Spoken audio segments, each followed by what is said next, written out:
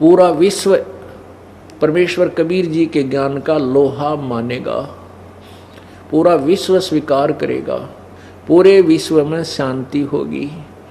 और ये हाहाकार मच रही है, आपसी प्यार रहा नहीं, माया माया दिखाई देती है, धन धन दिखाई देता, ना भाई ना बहन दिखता, ना रिश्तेदारी दिखाई देती है, ना माता पिता की तरफ कोई श्रद्धा और आस्था या कोई भाव नहीं रहा।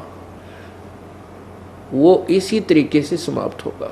ज्ञान होगा, ज्ञान के बाद फिर परमात्मा वो सुख देगा जो हम चोरी करके प्राप्त नहीं कर सकते। वो धन देगा, इतना आपको बरकत देगा, ना चोरी से कर सकते, ना हम मिलावट से कर सकते, ना रिश्वत से कर सकते, बल्कि वो पाप बढ़ते हैं और वो धन व्यर्थ जाता है किसी ना किसी बीमारी में या किसी और कारण से, चोरी में, अग्नि में खराब हो जाएगा और पाप शेष रह जाते हैं। और परमात्मा देगा वो एक नंबर का धन होगा, आपके आने वाली आपदाओं को परमात्मा बचाएगा और ऐसे सुख देगा जैसे नीरू नीमा को असरफी दे दी सोने की, जिसने सारे ब्रह्मांड रच दिए। तो क्या आपका निर्वाह उसके लिए दूभर है? माँ के पेट में किसने पाला था? माँ के पेट में किसने पाला था? ना कोई इंजेक्शन लानिया डॉक्टर था। पेट में माँ के गर्भ में जो भी बच्चा था, लड़का या लड़की, तो वहाँ किसने पालन किया? किसने इसको संभाला? किसने इसकी स्वास्थ्य का ध्यान रखा?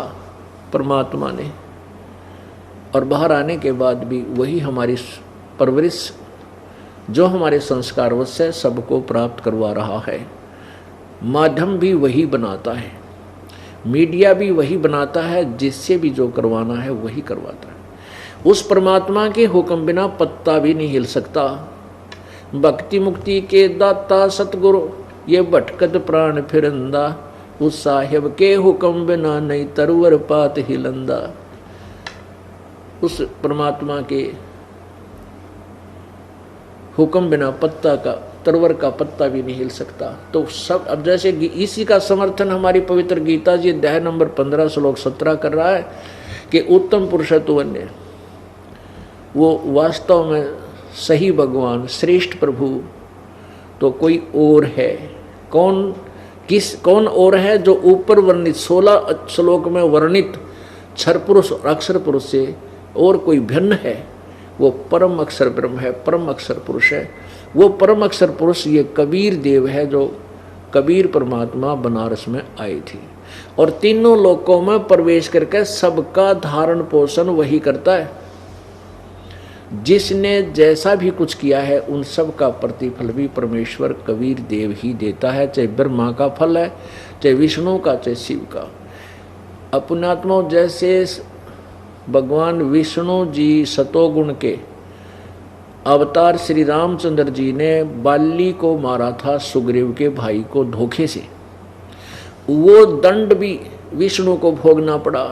यदि इनके पिता के हाथ में, ब्रह्म के हाथ में निर्णय होता तो ये अपने पुत्र को दंड कैसे देता।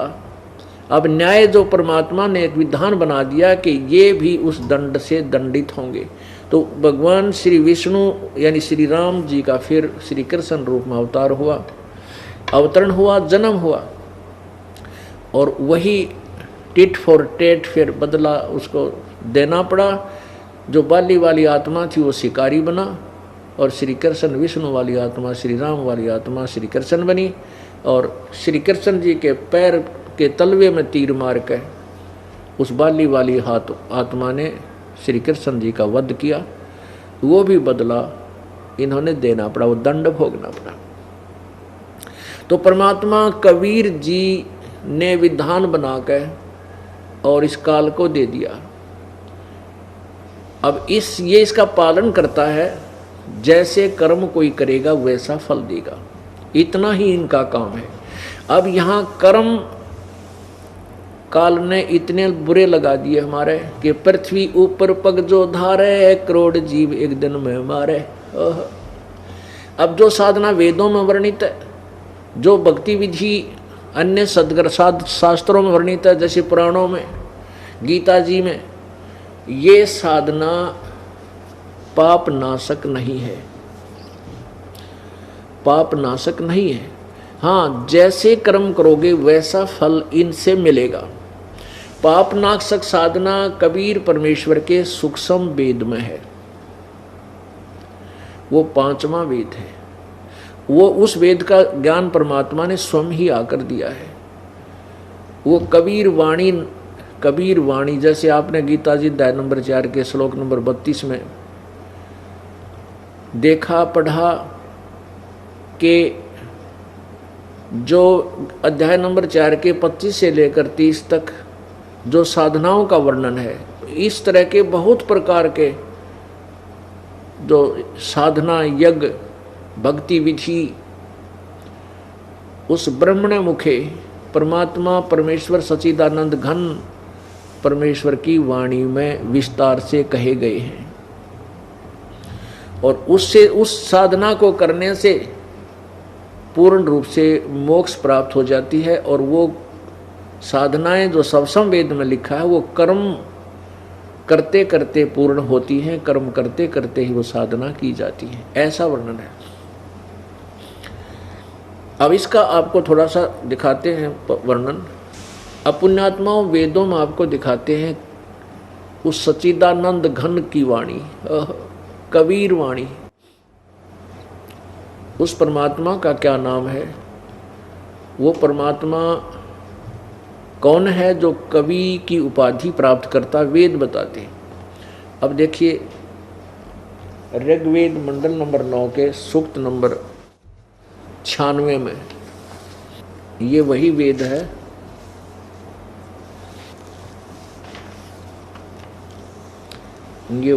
है सार्वजनिक देशी कार्य प्रतिनिधि सभा महर्षि दान भवन रामलला मैदान नई दिल्ली। ऋग्वेद आर्य भाषा भाष्य महर्षि दयानंद सरस्वती कृत, मुद्रक prince offset printers 1510 Pataudi house Daryaganj. अब देखना मंडल नंबर 9 सूक्त नंबर 96 और मंत्र नंबर 16 में अब इन्हीं के अनुवाद को पढ़ेंगे। हे परमात्मन, गुहम, गुहम माने सर्वोपरि रहस्य, ये ब्रैकेट में संस्कृत है, यहाँ अनुवाद हिंदी है। चारू माने श्रेष्ठ, नाम, नाम जो तुम्हारी संज्ञा है आप उसका ज्ञान कराएं। अब इस संस्कृत में क्या है कि गुहम चारू नाम अभर्ष, हम इसका इन्हीं का हिंदी पढ़े। हे परमात्मन सर्वोपरि रहस्य श्रेष्ठ, जो नाम माने जो आपका नाम है, जो तुम्हारा नाम है आप उस नाम का ज्ञान कराएं। आपका जो वास्तविक नाम है, श्रेष्ठ माने वास्तविक नाम है, सही नाम है, श्रेष्ठ। अब संस्कृत स्पष्ट बता रही है गोहम चारु नाम अभ्यर्ष, ये अनुवाद कर रहे हैं। हे परमात्मन सर्वोपरि रहस्य श्रेष्ठ, जो नाम माने जो आपका नाम है, संज्ञा है, आप उस नाम का ज्ञान कराएं, ये होना चाहिए। अब 17वें में वो ज्ञान कराया है, वो ना भगवान का के नाम है। देखो इसी के 17वें श्लोक में ये कराया है।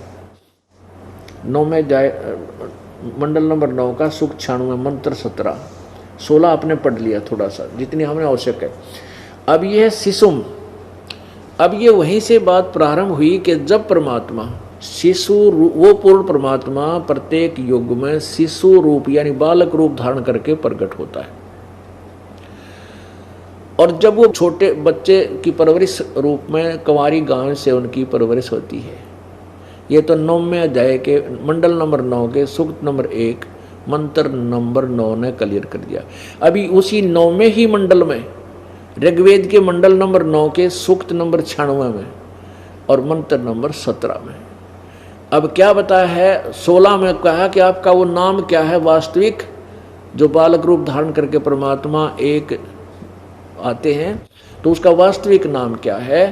तो 17वें में बताया कि जो शिशु रूप शिशुम व शिशु रूप में जो परमात्मा प्रकट होता है, उस समय वो क्या करता है कि अपने तत्व ज्ञान को लेकर स्वयं ही प्रकट होता है और अपने तत्व ज्ञान को लोकोक्तियों के माध्यम से, कविताओं के माध्यम से उच्चारण करता ऊंचे ऊंचे स्वर में, गरज गरज के।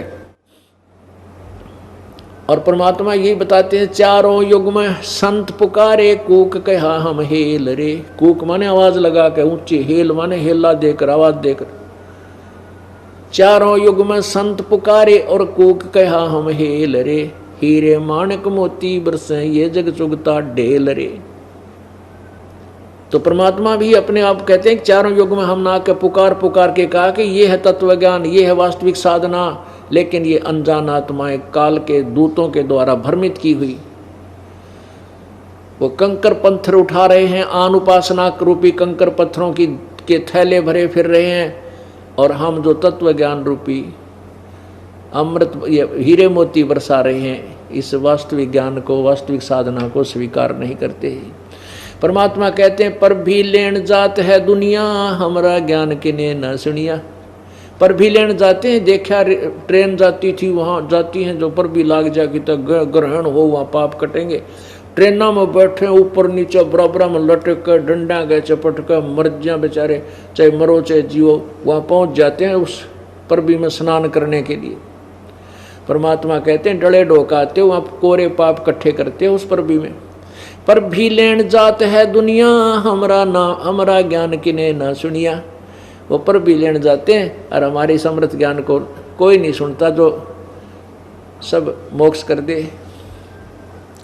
अब यही बता रहे हैं कि देखिएगा, ऋग्वेद मंडल नंबर 9 सूक्त नंबर 96 96-16 आपने देख लिया कि कहा है कि हे भगवान आप अपने वास्तविक नाम से परिचित कराएं। इसका अर्थ है 17वें में कहा है, शिशुम जगानम हरियंतम मर्जंतम शुभंती वहीनम मरुतो गणेन कबीर गिरभी। ये रह लगा ऊपर, कबीर कबीर गिरभी कावेना कबीर, ये कबीर शब्द है। कबीर बोलो चाहे कवि ही बोल देते हैं, कबीर भी कह सकते हैं। संत सोम, ये संत सोम, संत स्पष्ट है, सोम है। पवित्र पवित्रम अत्यति रेभन, रेभन माने ऊंची आवाज से, अति पवित्रता के साथ। और कबीर गिरभी माने कबीर वाणी, कबीर गिरभी। आ देखना, शिशु इन्होंने अपने हिसाब से क्या है, संयति सूक्ष्म करोति प्रलय काले जगती शिशु परमात्मा, उस परमात्मा को अब कहते हैं शिशुम, शिशु रूप परमात्मा को यहाँ लिखना चाहिए था। वो बालक रूप धारण करके जो परमात्मा आता है, उस परमात्मा को जो सदा प्रगट है।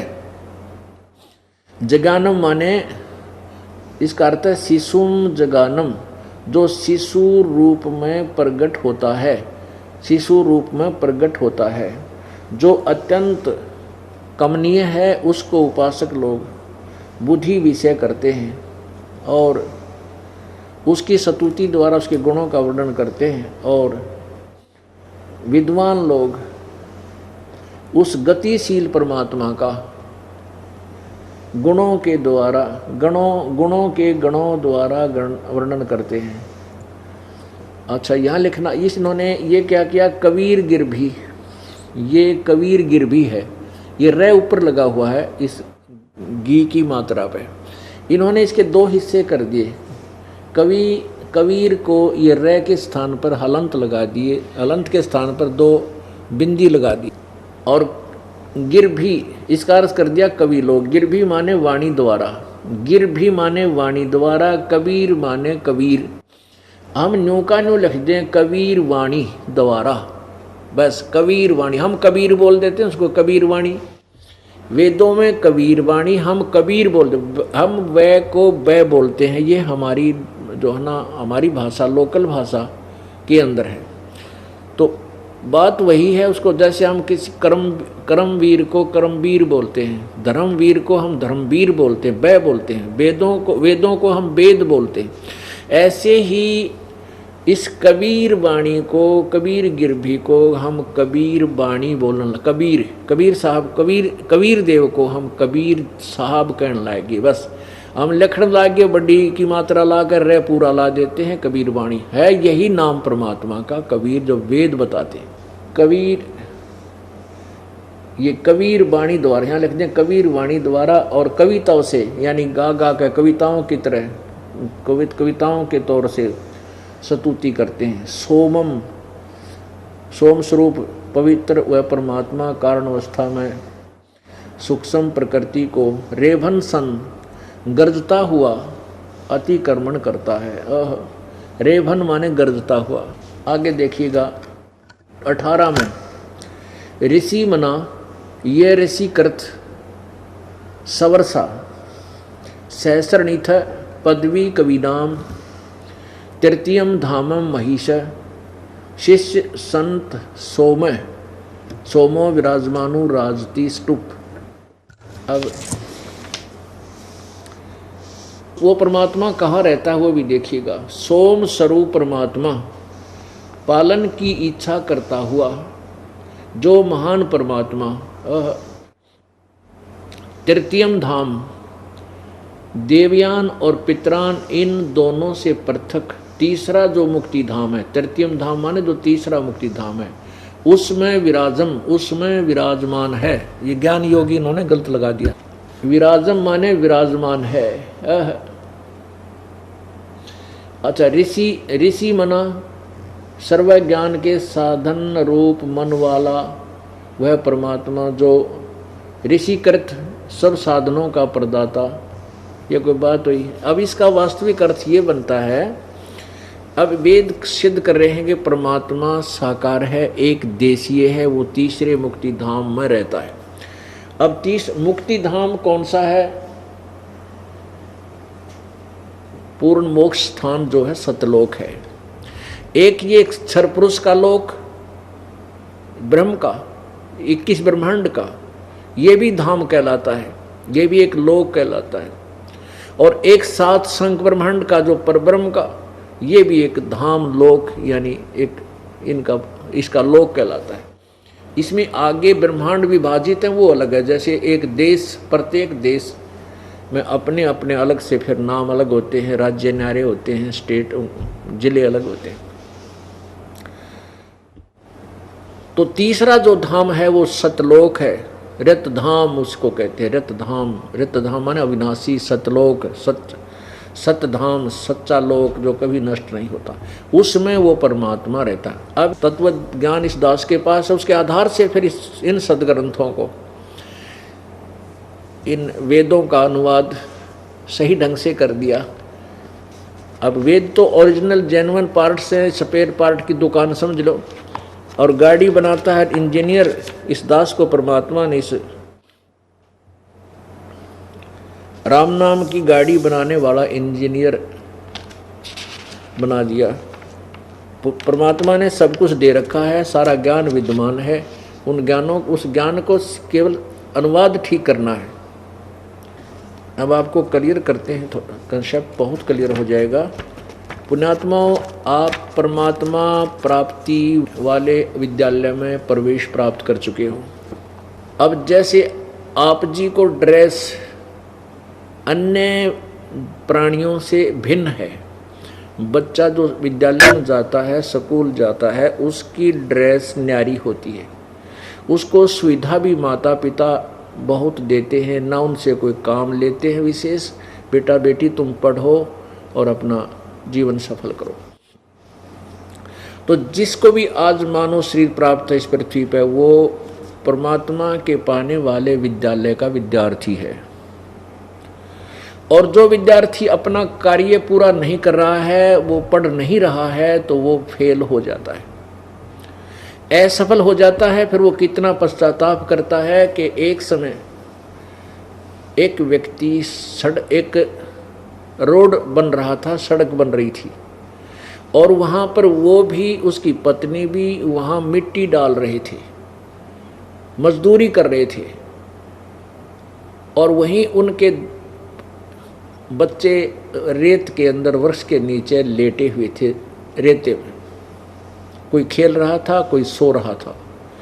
उसी समय उसी रोड का एग्जीक्यूटिव इंजीनियर आ गया, यानी एक्सियन, और वो उसका सहपाठी था। किसका? जो मिट्टी ढो रहा था।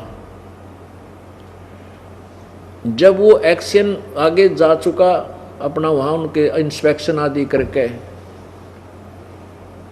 तब वो व्यक्ति कह रहा है जो वहाँ मिट्टी डाल रहा था, टोकरियाँ थे, तसड़ियाँ थे, वो कहता है ये मेरा सहपाठी था, मेरे साथ पढ़ा करता, मेरे कर्म फूट गए हैं, मैं पढ़ा को नहीं, खेलता फिरता रहा हैं और कुसंगत में पड़ गया, बच्चा के साथ बीड़ी बैड़ी पीने लग गया, मैं पढ़ा को ना। आज देख ये तो गाड़ी में बैठ कर चल रहा है और मैं मजदूरी कर रहा हूँ और मेरे बच्चे ये रेत में पड़े हैं यहाँ पर और इसके बच्चे कोठियों में रहते हैं। अब पुण्यात्माओं परमात्मा कहते हैं ऐसे रोगे तुम जब ये मनुष्य शरीर आपके हाथ तो छूट जाएगा। कहते अच्छे दिन पाछे गए गुरु से किया ना हेत, अब पछतावा के करया चिड़िया चुगी खेत। परमात्मा कहते हैं, परमात्मा की वाणी को गरीबदास जी कैसे महिमा याद दिलाते हैं। ये संसार समझदा नहीं कहंदा श्याम दोपहरे नु, गरीबदास ये वक्त जाता है रोवोगे इस पैरे नु। कहते हैं ये समय जा रहा आपका हाथ से छूट गया, फिर रोया करोगे इस समय को याद करके, फिर कुछ हाथ नहीं लगेगा।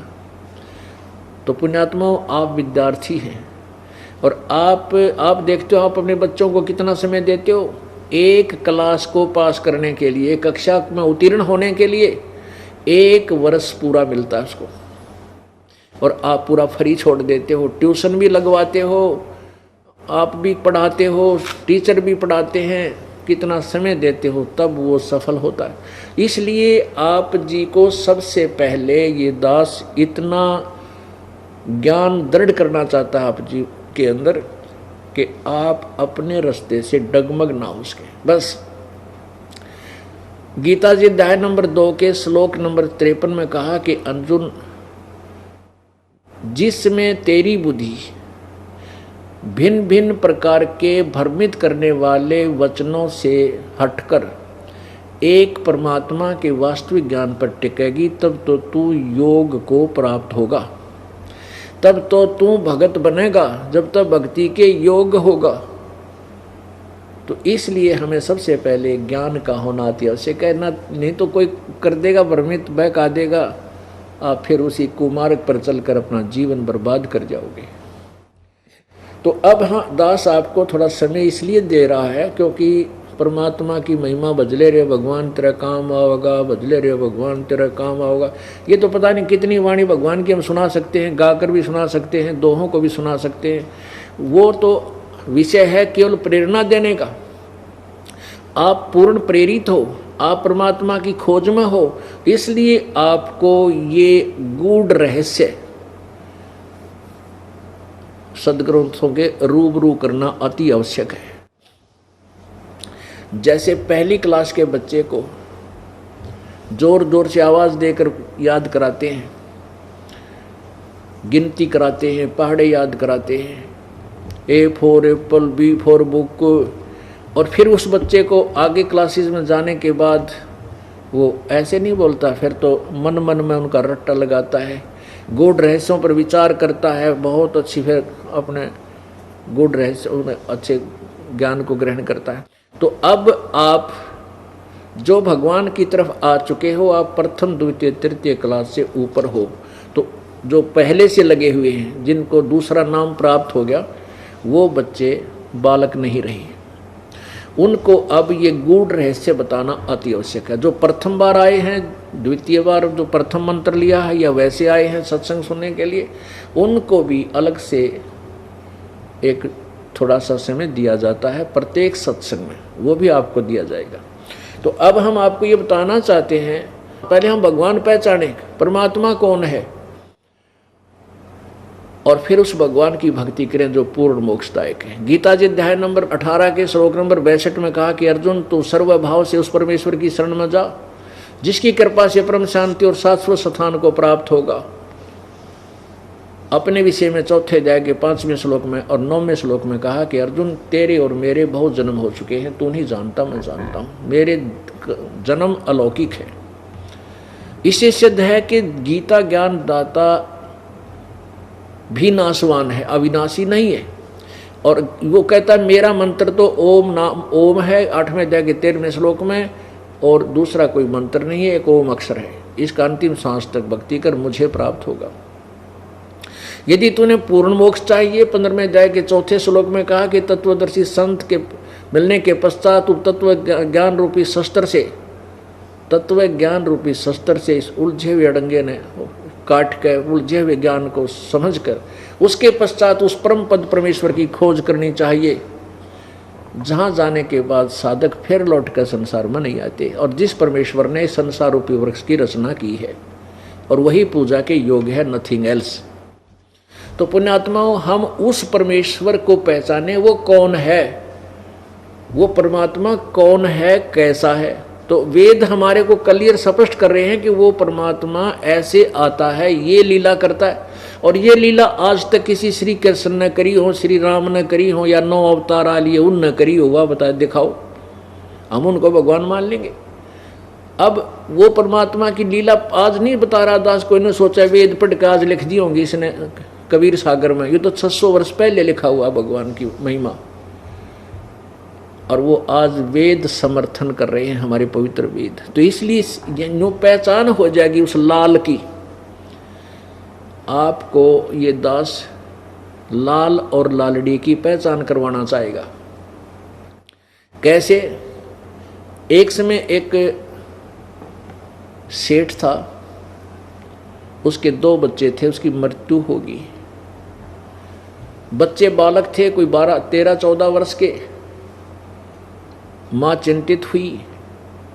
उसके बड़े भाई यानी जो मर गया था, उसके बड़े भाई ने सोचा कि बच्चे बालक हैं, क्यों ना इन बच्चों को मैं अपने साथ बिजनेस व्यापार में रख लूँ। कुछ दिनों के बाद ये अपने पैरों पर खड़े हो जाएंगे, अपना बिजनेस फिर अलग से कर लेंगे। वो सोच रहा था, इतने में उसकी माँ ने कहा कि बेटा तुम अपने अंकल से जाकर कहो, ताऊ जी से, बड़े को, अंकल को, बड़े पिता के बड़े भाई को हमारे यहाँ हरियाणा में ताऊ बोलते हैं, ताऊ जी। तो उसने अपने पुत्रों से कहा, माँ ने, कि बेटा तुम अपने ताऊ जी के पास जाकर के उनसे प्रार्थना करो कि कुछ समय आप उनके साथ पार्टनरशिप कर लो, बिजनेस में हिस्सा कर लो। तुम बालक हो, उनसे कहो, प्रार्थना करो जाकर के कि आपको साथ रख ले काम धंधे में, हमारे कोई कमाने वाला रहा नहीं। उन दोनों बच्चों ने जाकर ताऊ जी से प्रार्थना की। ताऊ जी कहने लगा, बेटा मैं तो पहले ही सोच रहा था, मैं खुद ही तुम्हारे पास आने वाला था, बहुत अच्छा तुम स्वयं आ गए और मेरे साथ चलो बेटा, बिजनेस सीख लो, व्यापार का एद भेद तुम्हें सारा सिखा दूंगा। तो उसकी माँ ने क्या कहा कि बेटा ले, पूंजी तो हमारे पास है नहीं बच्चों, तेरे पिताजी के समय के रखे हुए लाल हैं। उस माई ने एक गठड़ी, छोटी सी पोटली जिसमें 4-5 वो लाल, जिनको वो लाल कह रही थी, वो जाकर के अपने पुत्रों से कहा कि ले बेटा, ये तेरे ताऊ जी ने दे दो ये लाल, कहीं आवश्यकता पड़े तो इनको गहने रख लेगा, इनको रख लेगा, कहीं गिरवी रखना हो, काम चलाना हो, इनसे अपना उधार सुधार ले लेगा।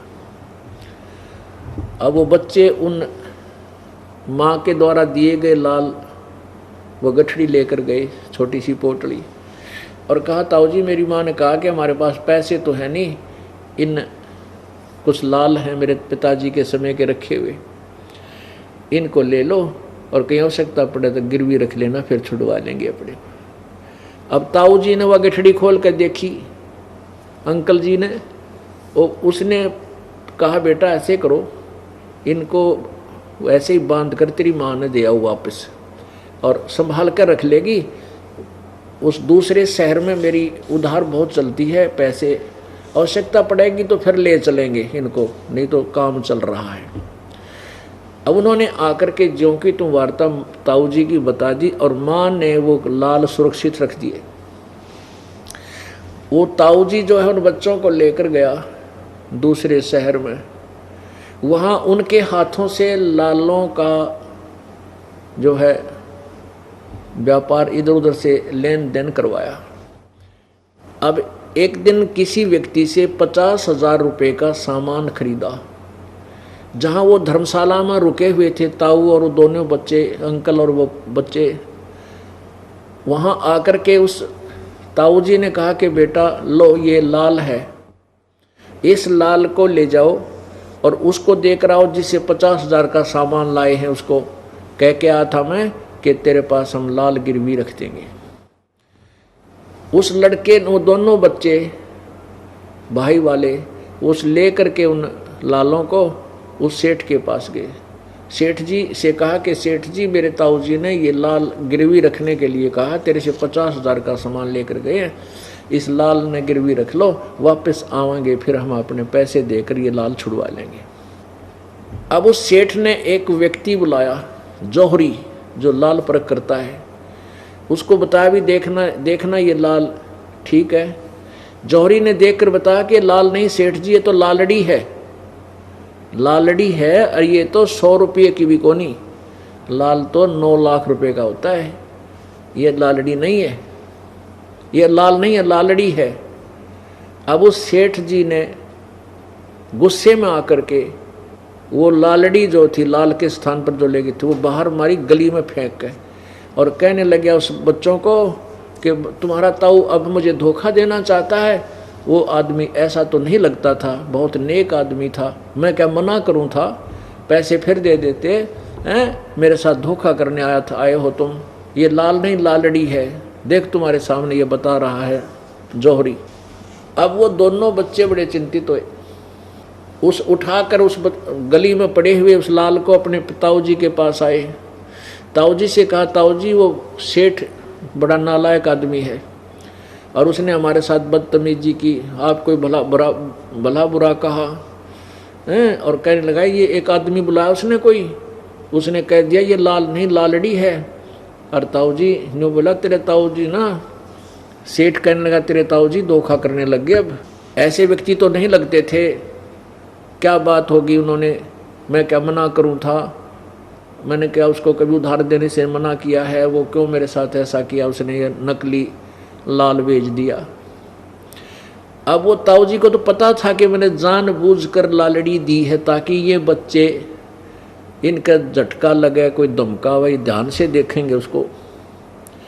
तो सेठ ने कहा, बेटा ओहो, अरे बेटा ये लालड़ी सचमुच लालड़ी है, लाल नहीं है ये, वो दूसरी तरफ रखा था लाल। कहा देख बेटा यूँ है लाल, अब लेकर जाओ, देखो इसमें कितना अंतर है। अरे बेटा मेरा धोखा लग गया, गलती से दे दिया, लाल के स्थान पर मैंने लालड़ी दे दी बेटा।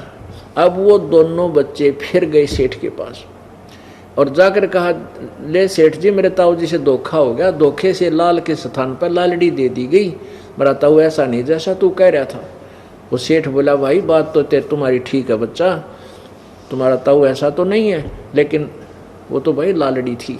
और वो फिर बनाया वही व्यक्ति जौहरी, सेठ ने, जौहरी ने देखते ही बता दिया कि हाँ ये लाल है, ये लाल है, वो लालड़ी थी।